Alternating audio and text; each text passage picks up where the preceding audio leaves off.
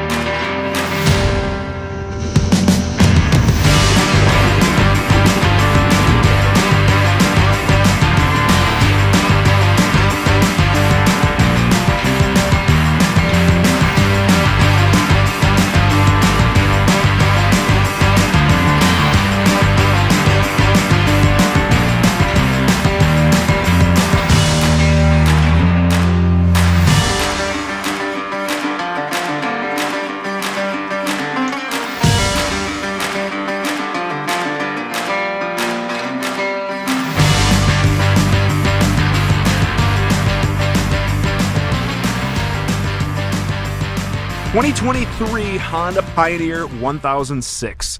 I was super excited when I heard about this, and now that I had the opportunity to spend some time on the trails in literally the mountains of Montana, wow, what an amazing day. What an amazing day for what an amazing machine. Thank you guys very much for watching this episode of Off the Range. I hope you enjoy the content because I'm going to tell you all about the 2023 Honda Pioneer 1006, including my riding experience. Now, the front of the machine is very similar to the 1005s, 1003s. It has that bench seat, the doors, all the cool stuff that we covered in our 2022 Honda video, the upgraded power steering, the upgraded shift patterns, the little bit extra engine power. I mean, it's just a phenomenal machine. I really think it's like the best sport utility machine. But what really makes the 1006 amazing is we get into the crew cab. So this is 4 real doors. Let's just get this out of the way. And now we basically have a second bench seat. And in fact, a lot of it reminds me of the front row of the original Pioneer. We have the gas tank here. If we were to lift this bench seat, that's where the motor and things would be. But you can slide in and out. So for work and utility, I can definitely see the advantages of maybe you had to get in the left side, but then you're, planting in the mud or whatever, and you want to get out the right side. So I totally love that. For trail riding, obviously bucket seats are better, but for this utility type machine, it's amazing. Now, what's really cool is under the front seat, then it's all storage. So I know we've all done the storage hacks on our Pioneer 1005s and 3s, but now basically the whole complete front is empty. And this is the amazing part of the 1006. With the crew cab is obviously we have way more leg room for the second row. The second row seats 3 people, so we have 3 up front, 3 in the back, seat belts all around, but the leg room is really, really nice. You can get your legs further up. You have more knee room. They were telling us this has the most knee room of any crew cab in its class, and I believe it. The money spot right here, though, is the center. I mean, this is what you would have to pay for like Comfort Plus pricing. Look at this. I got my legs pretty much extended out, and I'm just chilling back here with a great scenery view, assuming, again, somebody tall's not sitting right in front of you, but this was incredibly comfortable when we were riding. We all had a chance to kind of rotate around and get different positions, but this was by far my favorite seat if I was just maxing and relaxing, because sometimes when you want to ride, it's kind of nice to be chauffeured around, maxing and relaxing. Speaking of the ride, let me tell you about the trails out here and the gorgeous scenery. Absolutely amazing, as you guys are seeing in some of the footage. But one of the things I was really interested about was the increased wheelbase. So obviously with the crew machine, we increased the wheelbase, and I was really curious to see if that would help smoothen part of the ride out. Driving the machine was really enjoyable. Now, I could tell based on similar terrain from what I'm used to with my 1005 versus this 1006 that the extra wheelbase really did kind of smoothen things out. Obviously, this has the stock suspension, and I'm used to aftermarket, and when I rode the trail model, the 2022 trail model with the Fox shocks, that was really, really nice as well. But these stock suspension, they have it tuned pretty well for such a big machine, but that extra wheelbase was really nice. I would really be tempted, even if you didn't necessarily need the extra storage or the extra people, but if you're planning on doing a lot of trail ridings, things like that, that extra wheelbase really does make a big difference. Let's go over some quick specs on what they upgraded to make this, because it's not like they just cut a 1005 in half and added some material to kind of stretch things out. They actually really beefed up a lot, and we also saw some crossover from 2022. Before we hop out, though, I do want to talk about the power steering. They beefed up the power steering specific for this model because it is a bigger machine. It has that return to center They increased the torque of the power steering. Power steering on this was just like a car. It was great. I really enjoyed driving this. It was very effortless, even on tight technical turns. Return to zero. Like, if I could take this steering control thing and put it in my 19 Pioneer, I totally would. Before we learn more about the Honda Pioneer, I do want to talk about safety when riding. Now, we all know that we should be wearing a helmet and proper safety gear when we ride, but how many of us are also prepared with a trauma kit? This video is sponsored by Everlit Survival, and they make Emergency Advanced Trauma Kit. The kit includes an authentic Gen 7 combat application tourniquet. Additionally, you're going to find compression bandages, chest seals, nasal airway, splint, gauze, things that are very important to treat injuries that you might come across while riding. The pouch is high quality and made with 1000D nylon and features the detachable boo-boo pouch. This detachable boo-boo pouch is a great design, meaning that I can just quickly have access to some minor things for like a minor cut or laceration, like a bandage or some basic dressing stuff, without having to dig out the entire contents of the pack. There's a lot going on in here in a quality pouch, available in 4 colors. We again sincerely appreciate Everlit Survival for supporting the channel by sponsoring this video.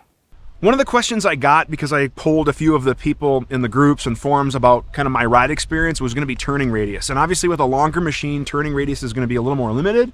I don't have the exact spec. If I do, I'll throw it on the screen right now. But in reality, in practice, in real world driving, even with tight turns, going down, you know, little valleys, going up a mountain hill or whatever, turning radius and steering was no issue whatsoever. I had zero issue. In fact, there was one turn, and I'm not trying to brag, just a little. There was one turn where a lot of people were like 3-point turning. One guy even had to do a 4-point turn. You know who you are. I had to do 0-point turn. I just went wide, hit tight, went down. Even my engineering co-pilot was like, that was madly done. And he was mad at me because I splashed him bad at a river crossing. I'm probably not going to get invited back.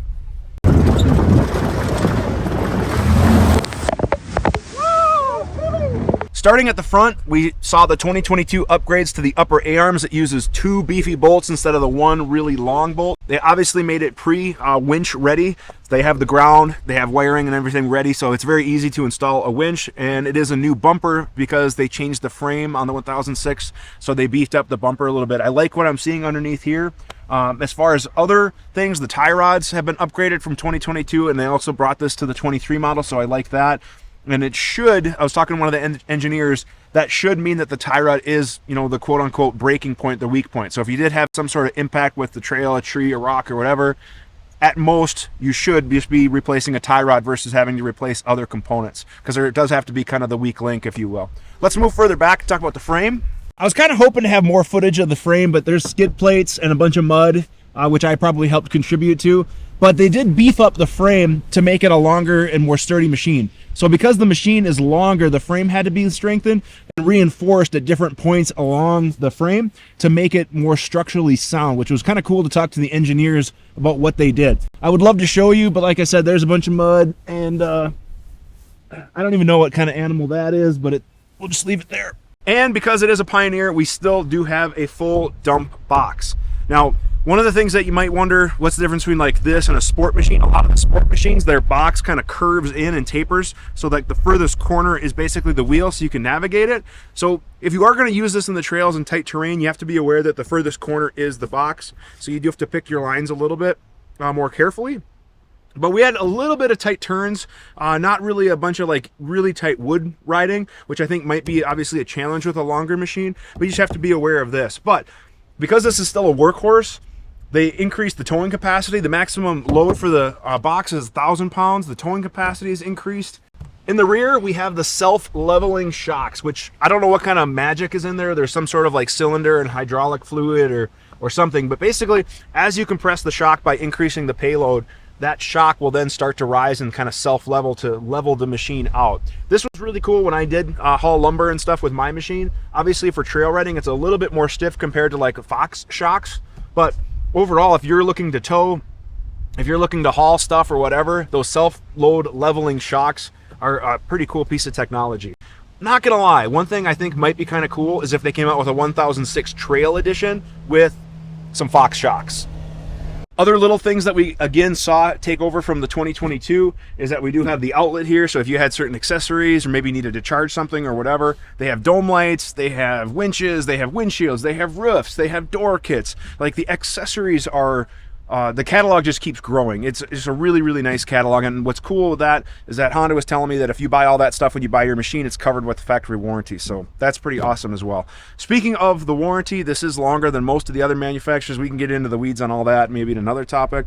But again, the thing that I really love about Honda is the culture, and talking to the staff. They are consumer driven. So they are taking feedback from the users, feedback from the consumers, and that's what is kind of driving this. Like, they knew from the consumers that they wanted a crew machine, and now we have it. Whereas the Talon, when that was being designed, I was told that was always going to be 2 wheelbases. There was going to be a 2-seater and a 4-seater, whereas the Pioneer, they basically responded to market demand to make this machine. And cruising around the mountains, it was just an amazing experience. And I've never been to Montana before, but holy Huckleberry, what an amazing place to ride. Huckleberry is a local joke, which I learned you can only grow huckleberries in Montana, apparently.